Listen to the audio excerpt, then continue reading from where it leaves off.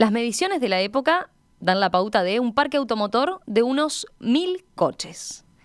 Se habrá pasado el tiempo, ¿eh? Las últimas cifras del SUSIBE hablan de 1 millón de autos y 1.200.000 motos y más de 70.000 camiones.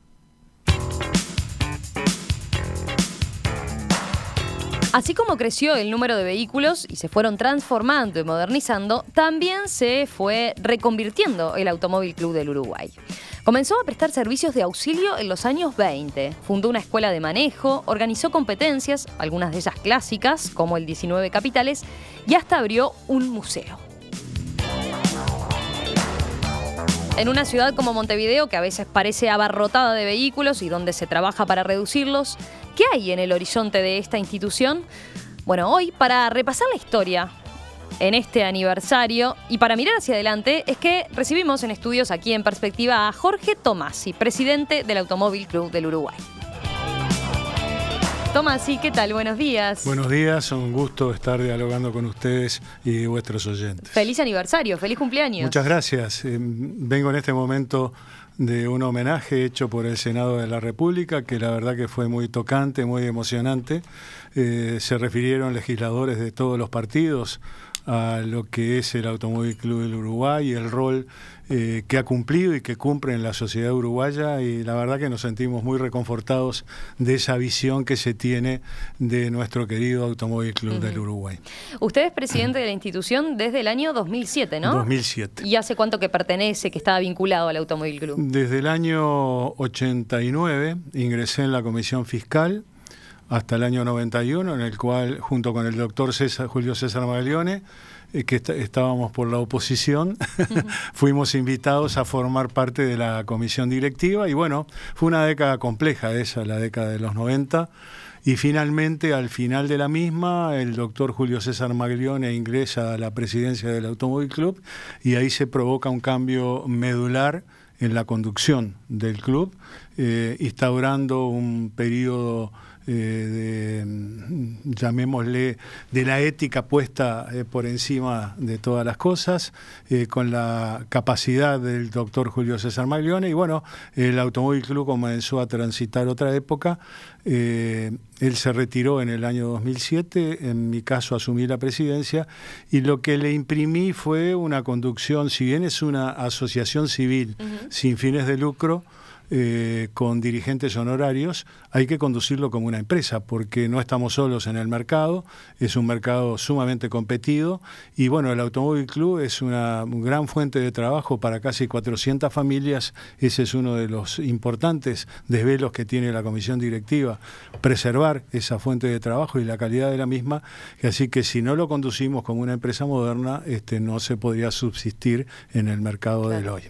Le propongo empezar haciendo un poco de historia, ¿no? Porque quizás no todos los oyentes lo tienen presente, pero si hacemos eso y vamos a los orígenes, el Automóvil Club nació en 1918, un 12 de junio, como un club social, ¿no? Hombres interesados por los coches, acá cerca de la Ciudad Vieja. Sí, en el Hotel Alhambra, en la calle Bartolomé Mitre y Sarandí, en el viejo Hotel Alhambra.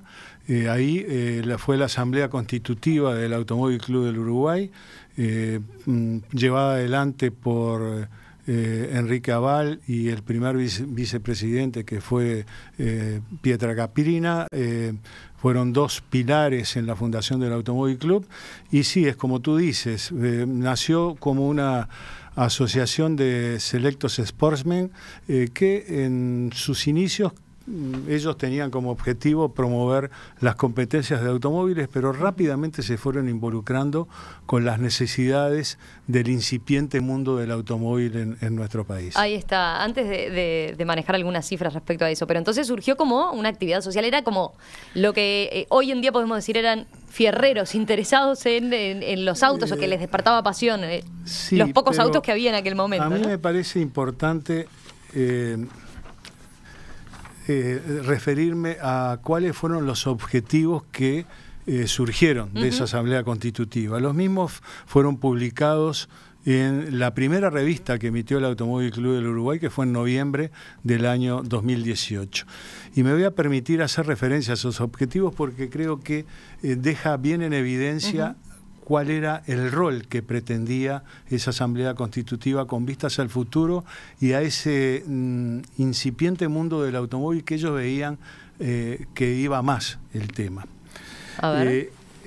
Y esos objetivos decían que no es un centro social en el significado estrecho de agrupación de individuos para esparcimientos colectivos. Es una institución que, sin excluir, como es natural, ciertas exigencias exteriores inherentes a toda asociación, tiene una finalidad claramente demarcada: el fomento del automovilismo, fórmula concreta que supone la atención de todo aquello relacionado con dos aspectos vitales de nuestro progreso, como es la locomoción y el turismo, acción importante si las hay, y deberá, a poco de iniciada, reflejar beneficiosamente sobre el país, y de aquí que sea patriótico contribuir en la medida de lo posible a que ella se desenvuelva sin tropiezos. Lo leí textualmente porque me parece que deja bien en evidencia esa visión iba mucho más allá, ¿no? de futuro, no solamente las carreras de automóviles, y no era aquello de decir, bueno, nos reunimos para pasar un buen rato. Claro. Sí, además, la visión estaba puesta en el futuro del país. Concretamente en la década del 20, ahí a comienzos de la década del 20, empezaron si bien era un parque automotor muy reducido en relación a lo que tenemos hoy en día, ya había un crecimiento suficiente como para que el Automóvil Club del Uruguay empezara a ofrecer, por ejemplo, el servicio de auxilios mecánicos, ¿no? Ahí está. ¿Qué llevó a la institución a ir por ese lado, a dar ese giro? Las necesidades que iban surgiendo del uso del automóvil en distintos aspectos. Hay que tener presente que los caminos, las calles eran precarias, carreteras prácticamente no existían, entonces era todo una travesía, trasladarse hacia algún punto del interior del país, y una de las cosas que se preocupó el Automóvil Club es el desarrollo de las carreteras. También ¿de qué forma? ¿Cómo?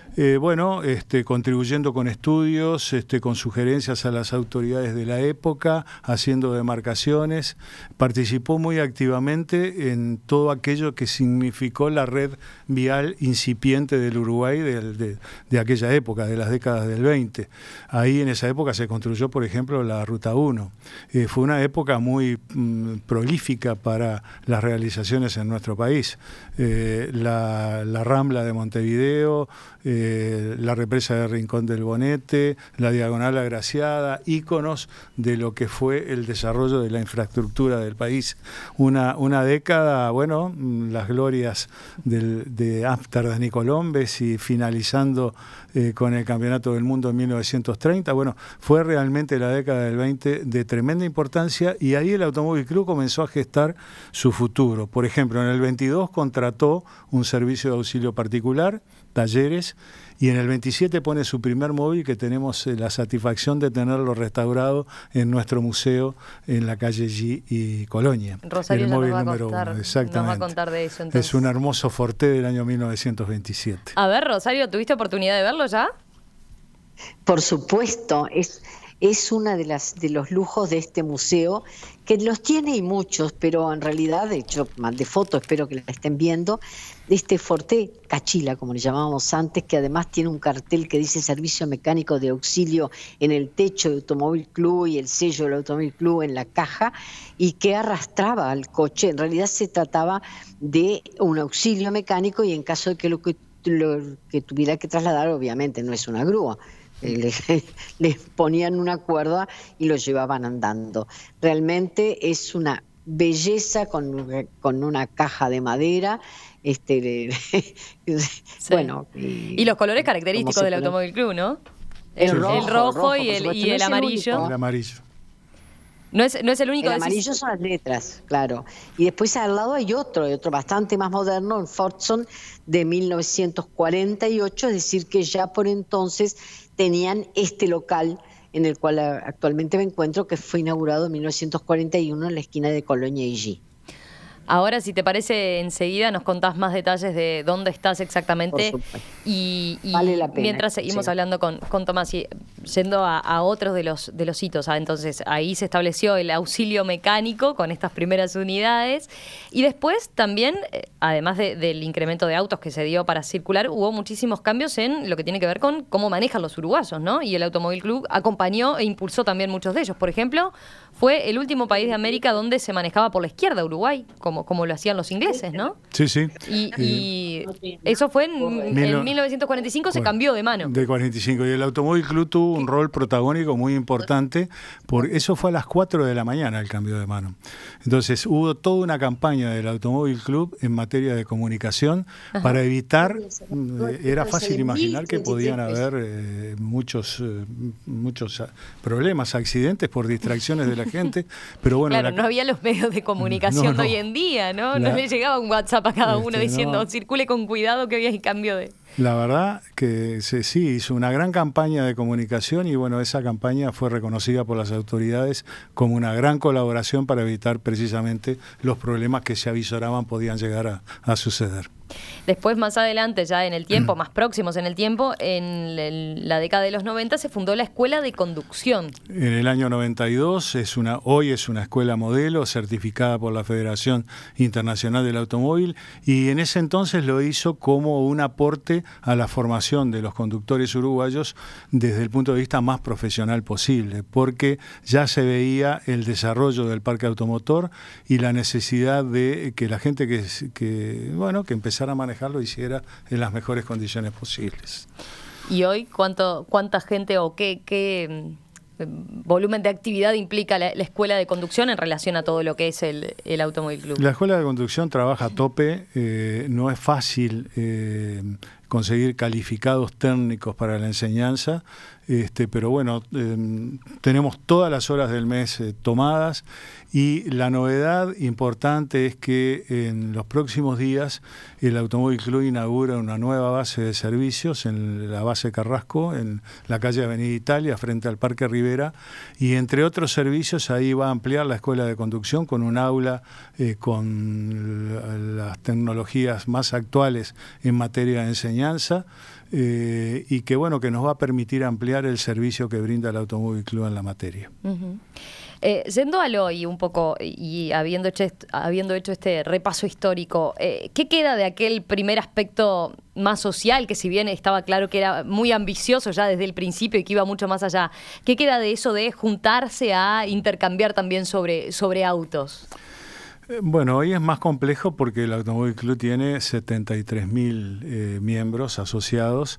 No es fácil tener una comunicación personalizada. Sí lo hacemos mucho a través de las redes sociales, que bueno, es un instrumento de comunicación actual y muy válido. También se llevan a cabo y precisamente se hacen en el museo charlas desde el punto de vista práctico. Se invita a los socios a que mediante las charlas de expertos en materia de conducción o en materia de atención de problemas que pueden sucederse en lugares lejanos con respecto a lo que es cambiar una cubierta, ese tema de esos problemas menores que pueden suceder y que cuando uno está lejos de un servicio, tiene que tratar de procurarlo por sí mismo. Ese tipo de charlas son muy apreciadas por los socios, pero también teniendo en cuenta la cantidad de miembros es limitada la posibilidad de poder llegar a todos. Pero sí, reitero lo que decía respecto a las redes sociales. Sí quiero destacar que el Automóvil Club del Uruguay trabaja mucho en ese concepto de responsabilidad social y lo hace de diferentes maneras. Por un lado, nosotros al ser miembros de la Federación Internacional del Automóvil recogemos la FIA. Sin T, la FIA. FIA, sí, claro. Sí, porque muchas veces se confunden. Sí, no, esto es la FIA. Antes de los líos de la FIFA decía, bueno, es como la FIFA pero para el automovilismo. Después de todos los relajos que tuvieron, preferí omitir esa parte. Pero respecto a lo que hace, por mandato de la FIA y por convencimiento propio, es la educación vial. Participamos muy activamente con las autoridades y con los organismos que están en torno al tema, en programas de educación vial, junto con la Unidad Nacional de Seguridad Vial, con la Policía Nacional de Tránsito, con el Congreso de Intendentes, con los referentes de las intendencias departamentales, en programas de prevención de siniestros viales. Lo hacemos a través de todo el año. Por ejemplo, en 2018, en ocasión del centenario, tenemos un programa de 10 meses que durante 2 meses le estamos dando todas las instituciones al mismo tema a la vez, como forma de lograr impacto. Por ejemplo, distracciones, el uso del celular, que es brutal, es terrible, ¿no? Digo, hay que pensar simplemente que uno circula a 60 kilómetros por hora, desvía la vista para atender una llamada o leer un mensaje que demora 5 o 6 segundos, recorre 100 metros a ciegas. Y bueno, así se suceden muchos siniestros al cabo del día. O el tema de las motos que aparecen de forma imprevista por la derecha, entre el cordón y el auto, hay puntos ciegos. Bueno, se trabaja mucho en esos aspectos. El otro tema es la conservación del medio ambiente a través de desarrollo de nuevas tecnologías, como es, por ejemplo, el auto eléctrico, la Fórmula E. Es una vía. Eso me va a interesar también preguntarle después importante de cara a futuro, ¿no? Cómo se posiciona como institución. Un aspecto que nos quedó, le vuelvo un poco más a la historia, pero un aspecto que nos quedó sin mencionar es lo que tiene que ver con las competencias, ¿no? Porque desde el principio el Automóvil Club estuvo vinculado también con las distintas competencias. Ya en 1918 se organiza el RAID Montevideo, Minas Montevideo, ¿no? Donde surge ¿de dónde surge un poco ese espíritu competitivo? ¿De la falta de este tipo de eventos? ¿No eran costumbre en aquel momento? No, la primera carrera fue en 1913, fue muy ambiciosa, Montevideo Salto, sin carreteras, y fue ganada por un Fiat en aquella época. Pero sí, el Automóvil Club empieza en el año 18 organizando esa competencia que después se reiteró años siguientes, el Festival de la Velocidad en la Rambla, y en la década del 30 el Gran Premio Nacional, que era Montevideo, en el cual, bueno, Héctor Supisi Cedes, que fue un gran piloto que lamentablemente fallecido en Chile en el año 48 en un accidente en una competencia, ganó 4 veces el Gran Premio Nacional en la década del 30 y fueron todos organizados por el Automóvil Club. Después viene la guerra. No, siga con el relato cronológico. Claro, entonces, la guerra, la suspensión prácticamente, no había combustible, ahí se inventó el gasógeno, que fue un invento del Automóvil Club como forma de suplir las carencias de combustible. Ahí empiezan a surgir las instituciones locales. En el año 41 la Asociación de Volantes, después en la década del 60 la Federación de Karting, el Club Uruguayo de Rally, y después los históricos en el 79 y en el 91 el Montevideo Classic y el Club Uruguayo de Automóviles Sport, que cumplen un rol bien importante en lo que es la preservación del patrimonio histórico y la cultura del automóvil, porque son automóviles clásicos o sport históricos en cada uno de los casos. Pero el Automóvil Club como tal ha logrado, hacer emblemáticas hoy en día dos eventos que tienen que ver. Uno con el 19 Capitales, ¿no? Sí, tal cual. ¿Cómo lo definiría el 19 Capitales? El 19 Capitales fue en su momento, entre el 68 y el 81, la competencia de automovilismo de ruta más importante de América. Fue una prueba que empezó con promedios, no con velocidad, y rápidamente se fue transformando en pruebas de tiempo scratch, es decir, lo que se llamaba prime, es decir, el menor tiempo era el que iba marcando cómo era la clasificación. Y así fue desde el año 72 hasta el 81, que después que vino la crisis de la ruptura de la tablita, ahí se dejó de hacer porque era una competencia realmente costosa en su organización. Eso era organizada en forma conjunta por el Club Uruguayo de Rally, la Asociación de Volantes, y fiscalizada por el Automóvil Club. Después surge en el 85, con el advenimiento de la democracia, se vuelve a las competencias por etapas, pero tipo trébol, el Rally del Lago, entre el 85 y el 90, y después el Rally del Atlántico a partir del 94, es otra de las competencias por etapa de largo aliento que tienen un gran prestigio. Y el Automóvil Club reedita una versión histórica del 19 Capitales. El 19 Capitales histórico. Gran Premio del Uruguay, 19 Capitales histórico, que lo hace desde el año 2004 con automóviles que hayan competido en las ediciones del 19 Capitales, también en el Gran Premio Argentino y en el Rally de Monte Carlo, que es el rally más emblemático en el Rally de Monte Carlo histórico. Y ahí estamos hablando de vehículos entonces de... ¿Cuántos años? Hasta el año 81. El límite es 1981, de ahí para atrás. Y vienen, por ejemplo, muchos de la República Argentina, las famosas cupecitas del turismo carretera argentino, que hicieron furor en las décadas del 40 y del 50 en el vecino país, porque realmente, bueno, acá vienen más de 20 a competir al Gran Premio. Este año tuvimos 94 equipos argentinos participando. Más paraguayos, más brasileños. ¿Y es realmente una competencia como tal? ¿Se vive como tal o es más bien un encuentro? No, de... se vive, se vive como tal.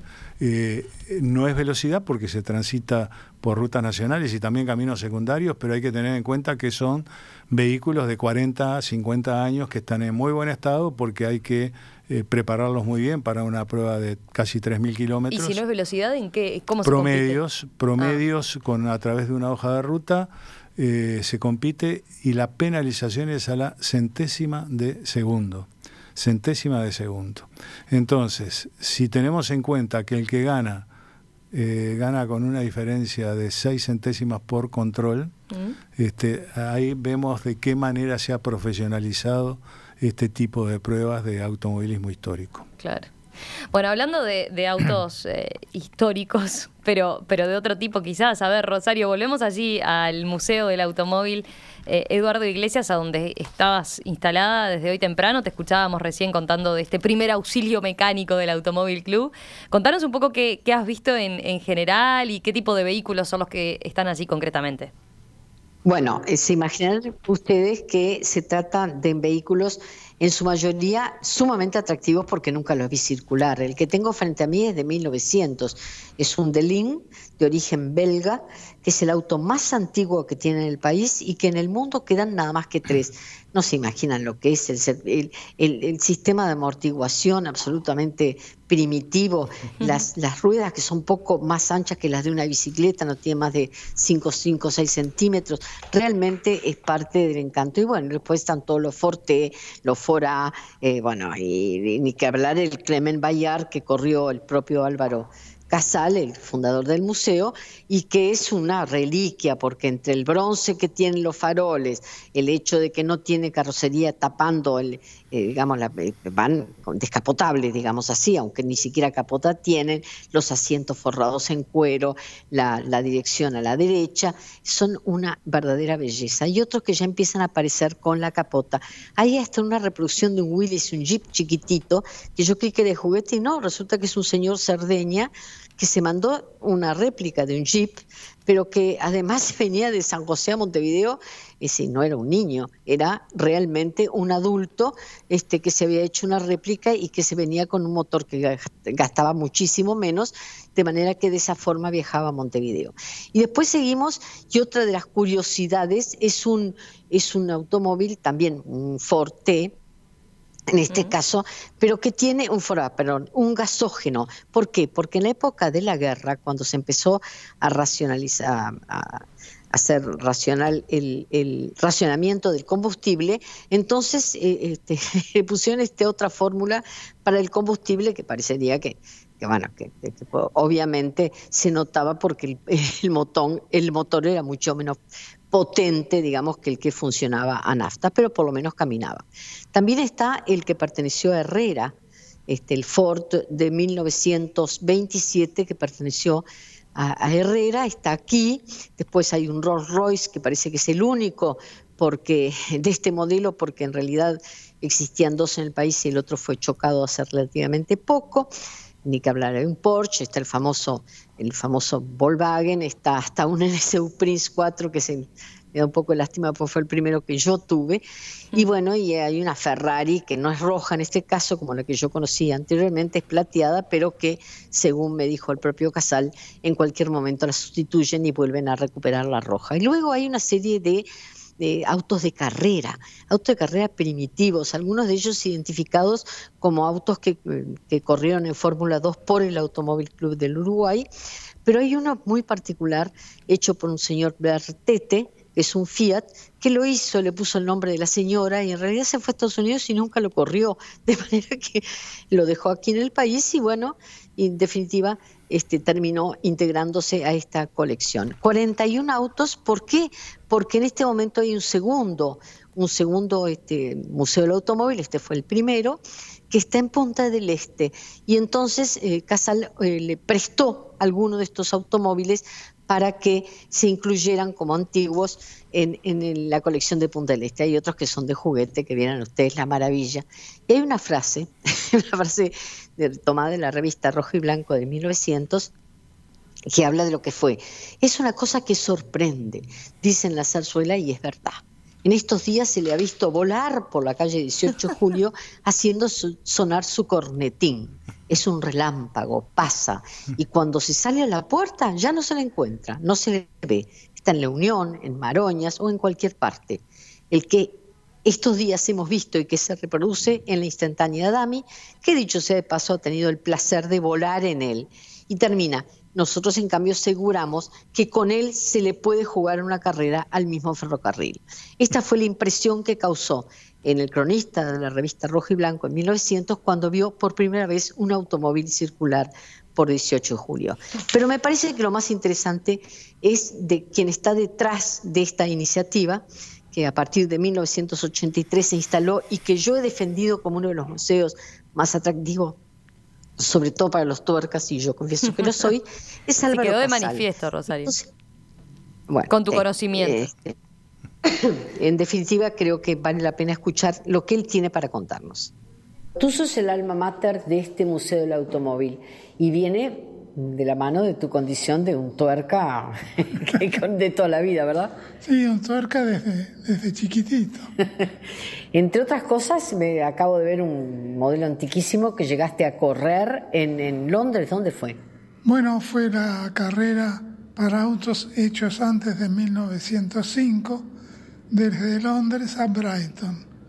Y estuvimos entre los ganadores, tuvimos una suerte bárbara. Me dicen que llegaste hasta antes de lo previsto. No llegué exactamente antes, pero ahí estuvo la cosa. Y mientras un policía me cuidaba el auto, que no me animé a apagarlo, y se lo dejé en confianza al Bobby de Londres, sí. Porque dije, y si después no me arranca, ¿cómo llego? Claro. ¡Qué papelón! Álvaro, ¿cuál de todos estos 41 autos que tenés aquí coleccionados, que no son todos tuyos, son muchos de ellos prestados, no del Automóvil Club, tú preferís? ¿A cuál le indicarías a la gente que lo mire con detenimiento? Bueno, depende de lo que la gente quiera ver. No, yo te hablo de lo que a ti te gusta más. Jugátela. Yo me juego por el que me llevó a Brighton. Bueno. Bien. Es un Cremant Bayard de 1904, que es uno de los autos base del museo, ¿no? Del museo, porque Iglesias Montero, cuando un auto dejaba de servirle, hacía algo muy peculiar. No hacía nada. Lo guardaba en el jardín, se compraba otro. Perfecto, no lo vendía. No, cuando murió, dejó sus bienes al Automóvil Club y entre ellos estaban los autos. ¿Cuántos dejó? Y dejó 4 o 5. Entre los autos que aquí llaman la atención están los que compitieron en carreras más modernas. Sí. Modernas entre comillas. En realidad, de esos, ¿cuál es un auto ganador? Me dicen que hay uno de ellos que diseñado y nunca se corrió. Uno que llama un tal Bertete, que le puso el nombre de la mujer. Bertete. No, Bertete. Sí. El auto de Bertete. Bertete se fue a Estados Unidos, donde vivió hasta que murió. Y me dejó, por suerte, el auto que él había construido para correr en el Uruguay. Y está aquí junto con otros autos hechos. Que sí corrieron. Sí, por tuercas fanáticos uruguayos. Bien, en ese caso entonces estoy hablando con un tuerca que habrán notado que lo es y que ha puesto el alma en este museo desde 1983, me decías tú, ¿no? Sí, desde antes, porque estuvo todo el proceso de creación del museo. Y yo venía de Inglaterra, por casualidad. Es el único del país, además. Bueno, está el de Punta del Este. Pero es posterior. Es posterior.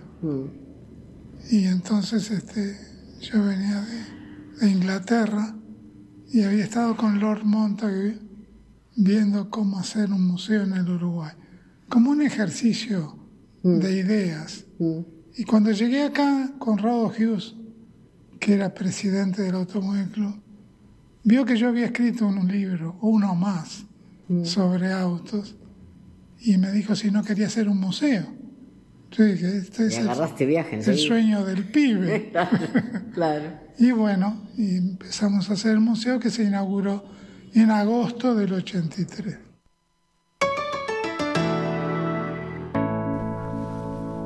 Rosario, ya que lo defendiste tanto, contanos cuándo se puede visitar y cuándo se puede ver el museo.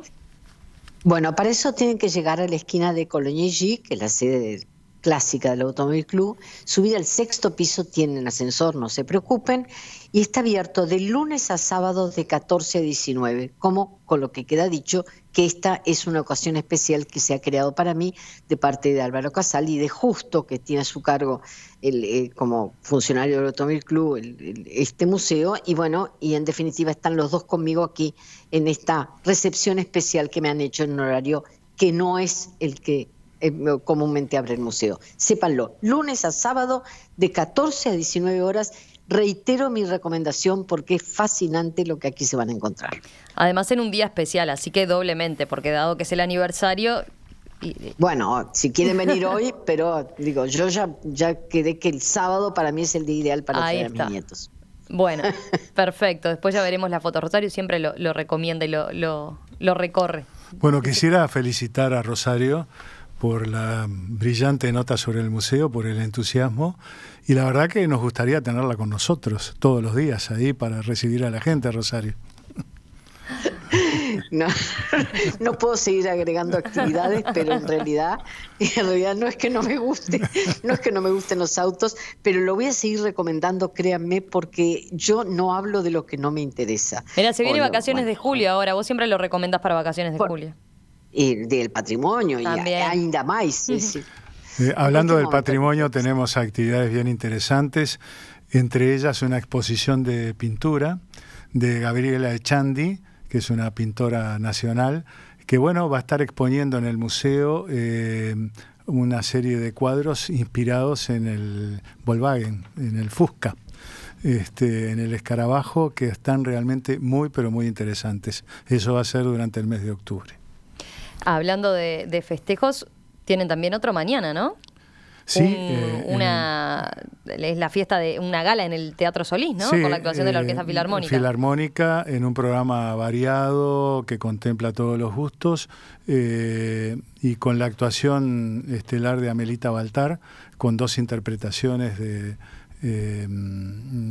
tango de Piazzolla y del bandoneonista Daniel Vinelli, que también es figura de renombre mundial, amén de otras interpretaciones de la Filarmónica que, como decía, tratando de contemplar un espectro que abarque varios gustos. Va a ser una función de aproximadamente 50-55 minutos. Y bueno, después a quienes concurran, que prácticamente va a estar lleno el teatro, champagne y torta para celebrar el centenario. El centenario. Para terminar, Tomás, me gustaría preguntarle por un poco algo que usted dejaba al pasar, ¿no? Dicho que era también los desafíos que tiene la institución a futuro, porque estamos hablando, por un lado, de los cambios que ha tenido en el último tiempo, por ejemplo, en la década de los 90, cuando se hizo un mercado competitivo, el mercado en el que opera el Automóvil Club, pensando en el tema de auxilios mecánicos, ¿no? De hecho, los seguros de vehículos empezaron a incorporar servicios de auxilio mecánico, ¿no? Y eso quizás cambió el panorama, pero también hay un futuro que augura, bueno, cambios también a nivel del automóvil, ¿no? Estoy pensando en coches eléctricos, coches autónomos. Sí. ¿Cómo se prepara la institución, ya que acaba de cumplir 100 años, de cara al futuro? Bueno, por lo pronto, eso que tú mencionas es de tremenda importancia de cara al futuro. En Europa ya es una realidad el automóvil eléctrico. Hay ciudades que a partir, por ejemplo, del 2020 o 2021 ya no van a dejar entrar vehículos a combustión en los recintos céntricos. Y si bien aquí en América somos adoptadores más tardíos, es una realidad que se viene el desarrollo del vehículo eléctrico, y en ese aspecto, en el mes de julio, junto con una serie de actividades internacionales que van a tener lugar aquí en nuestro país, Congreso Americano, la Conferencia Mundial de Movilidad, vienen delegados de más de 100 países, vamos a recibir, calculo, alrededor de 500 personas aquí de todas partes del mundo a nuestro país. Precisamente aquí en el Radisson va a tener lugar esos eventos, y en el medio de la semana va a haber la inauguración del Salón de la Movilidad Eléctrica y Ciudades Inteligentes, y que precisamente apunta a el desarrollo del vehículo eléctrico. Lo organizamos el Automóvil Club junto con el Ministerio de Industrias, Minería y Energía, la UTE y la Intendencia de Montevideo, porque bueno, todos tienen puesta la mira en que el futuro pasa por ahí. Las nuevas tecnologías que hoy en día son realidad en Europa, por ejemplo, el auto compartido. El auto compartido es otra tendencia que se viene, ¿no? Sí, realmente. Más pensando en opciones y alternativas que podemos empezar a mirar con atención cuando Montevideo está, uno diría, colapsando, ¿no? En materia de tránsito. Y si tenemos en cuenta que el 90% de los autos va una sola persona, ahí vemos la incongruencia de todo esto, ¿no? Digo, uno se traslada, por ejemplo, de la zona este al centro por la Rambla, mirás hacia los costados y el 90% de los autos tienen una sola persona. Entonces, si logramos afinidades y destinos comunes, perfectamente se pueden ir alternando, compartiendo el auto 3 o 4 personas, con lo que eso significa de menos autos en la calle, menos congestión. Y bueno, lo mismo viajes compartidos, el tema de la bicicleta. Vemos que nuestro intendente le está dando particular importancia a ese tema. ¿Y para ustedes no es una amenaza?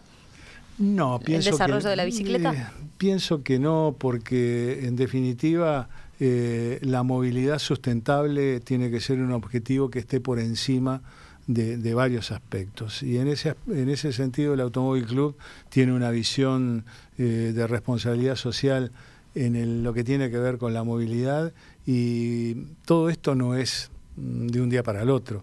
Esto hay que irlo trabajando, va a ser lento, como son las cosas en estas partes del mundo, pero más tarde o más temprano vamos a asistir a cambios importantes en materia de movilidad.